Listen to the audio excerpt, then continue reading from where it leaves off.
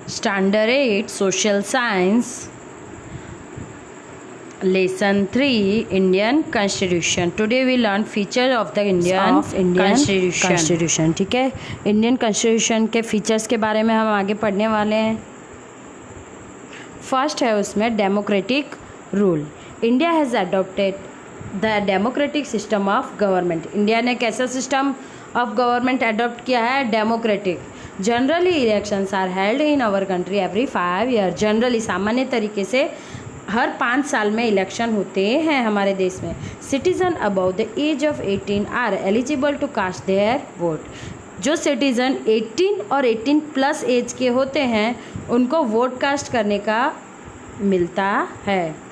We can not image democracy without election. बिना election के हम डेमोक्रेसी को इमेज कर सकते नहीं है.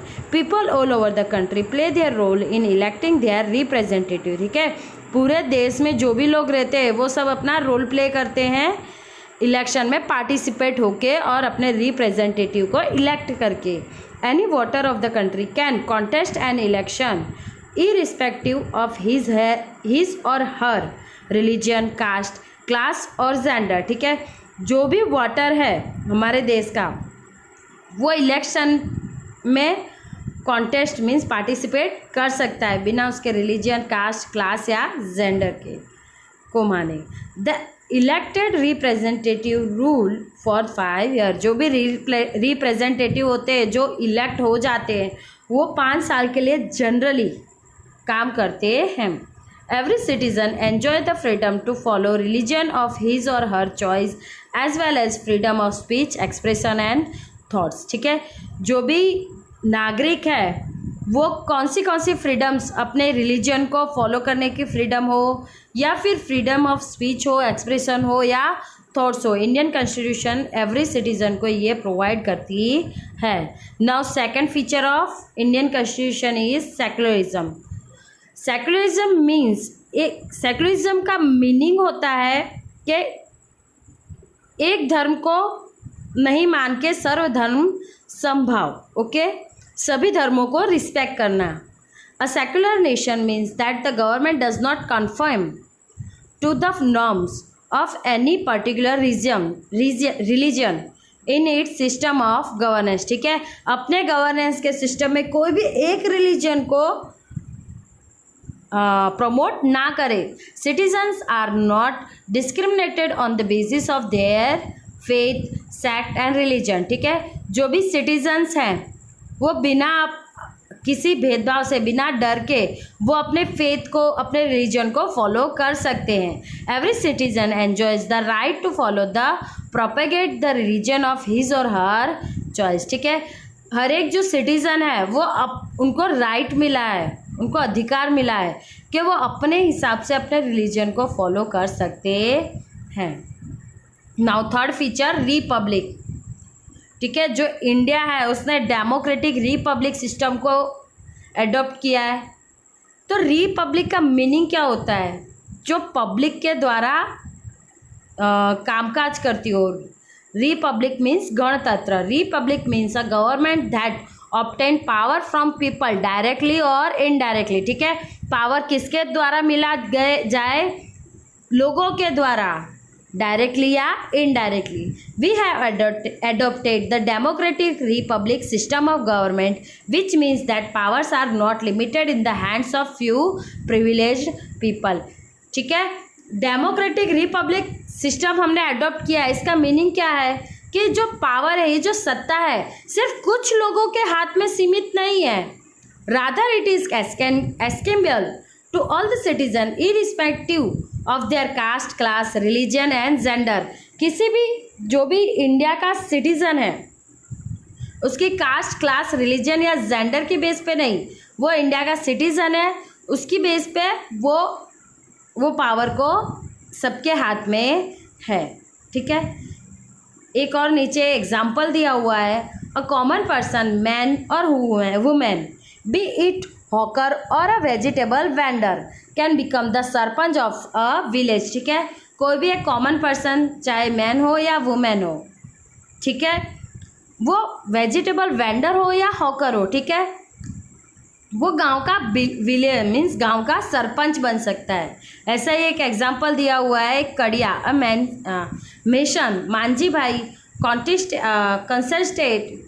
contested election of legislative assembly and become the member of legislative assembly। ठीक है, मांझी भाई जो कि लेजिस्लेटिव असेंबली में उन्होंने पार्ट लिया और वो पार्ट लेने के बाद इलेक्शन जीतने के बाद वो एमएलए बने, मेंबर ऑफ लेजिस्लेटिव असेंबली, जिसको हम नॉर्मल टर्म में विधानसभा भी कहते हैं। Okay, now fourth, federal state. India is a federal state. Federal का मीनिंग होता है कि ट्रीटी के हिसाब से इकट्ठा किया हुआ स्टेट। ठीक है, अलग अलग स्टेट को यूनियन के रूप में प्रेजेंट करना। इंडिया कैसा है, फेडरल स्टेट है। महाराष्ट्र, गुजरात, इन सबको एक यूनियन लिस्ट में डाला गया है, यूनियन है ये। There is a distribution of subject on which the centre और the state government can frame laws. ठीक है, ये जो भी सब्जेक्ट्स हैं, जो भी कामकाज के, उनको डिस्ट्रीब्यूट किया गया है सेंटर और स्टेट गवर्नमेंट के काम में। ठीक है, there are 3 such list, union list, state list and the concurrent list. ठीक है, ऐसी 3 लिस्ट बनाई गई है कॉन्स्टिट्यूशन में। एक यूनियन लिस्ट जो कि सेंटर के सारे सब्जेक्ट्स पे काम करेगी, लॉ फॉर्म करेगी या फिर इम्प्लांट कराएगी। उसके बाद स्टेट लिस्ट जो कि स्टेट गवर्नमेंट काम करेगी, उसके लिए state legislative assembly law form करेगी और उसको अप्लाई करवाएगी। और थर्ड है कॉन्करेंट लिस्ट, जिसमें यूनियन और स्टेट दोनों मिल के काम करेंगे। Laws formed by the central government are applicable to the entire nation. ठीक है, ये जो भी सेंट्रल गवर्नमेंट के द्वारा नियम बनाए जाते हैं उसको पूरे देश में लागू किया जाता है। Now fifth and last one is fundamental rights. ठीक है, our constitution give the Indian citizen, provide the Indian citizen fundamental rights that was adopted on the 26th November in the year 1949। जब हमारा कॉन्स्टिट्यूशन बन गया था उसी दिन की बात है, 26 नवंबर 1949 को फंडामेंटल राइट्स को अडॉप्ट किया गया था, मीन्स कॉन्स्टिट्यूशन में डाला गया था। But was put in use on the 26 of January 1950। But उसको एनफोर्स कब किया गया, 26 जनवरी, उसको यूज लागू किया गया 26 जनवरी से 1950। The fundamental rights of Indian citizen guaranteed that the resident of land can lead a peaceful life। ठीक है, ये जो फंडामेंटल राइट्स है वो इंडियन सिटीजन को गारंटी प्रोवाइड करते हैं कि हाँ, आप आपकी ज़मीन पे resident of the land peacefully, शांति से रह सकते हैं, as long as they inhabit the country. ठीक है, जब तक वो शांति से इस देश में रहना चाहे।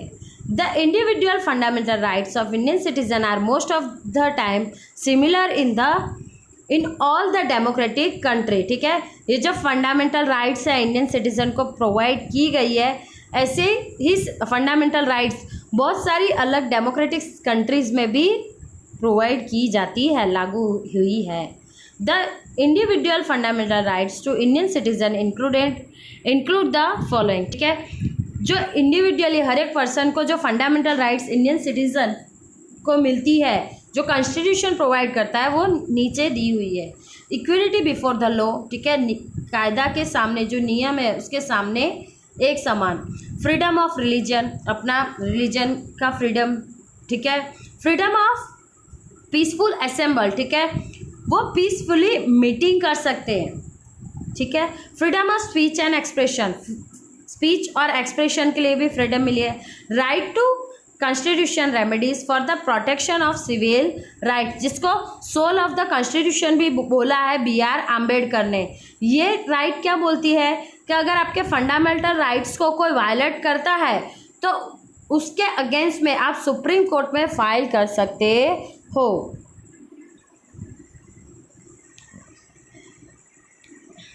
Now organ of the state government, उसमें हेड कौन होंगे, गवर्नर। ओके, उनके नीचे 3 आर्म्स है, लेजिस्लेटर, एग्जीक्यूटिव एंड जुडिशरी। तो लेजिस्लेटिव में आएंगे स्टेट गवर्नमेंट, लेजिस्लेटिव असेंबली विधानसभा। ओके, विधान परिषद गुजरात में क्या काम कर रहा है एज अ विधानसभा, विट्ठल भाई Vidhan Sabha. Now executive, executive में CM and COM, chief minister and council of ministers, state ministers. Okay, अब उनके ही अंडर आते हैं लोकल एडमिनिस्ट्रेशन। लोकल एडमिनिस्ट्रेशन में अगर अर्बन एरिया है, ओके, तो क्या आएगा? म्यूनसिपाल्टी, म्यूनसिपल कॉरपोरेशन आ सकता है, म्यूनसिपल बोर्ड्स आ सकते हैं, ठीक है। अगर रूरल एरिया है तो क्या आएगा? पंचायत सिस्टम आएगा। Now third arm judiciary, judiciary में सुप्रीम में, स्टेट लेवल पे सुप्रीम में आएगा हाई कोर्ट, और हाई कोर्ट के अंडर काम करेंगे डिस्ट्रिक्ट कोर्ट और subordinate court. So here our third chapter completed. Learn a lot in this lecture. Bye bye.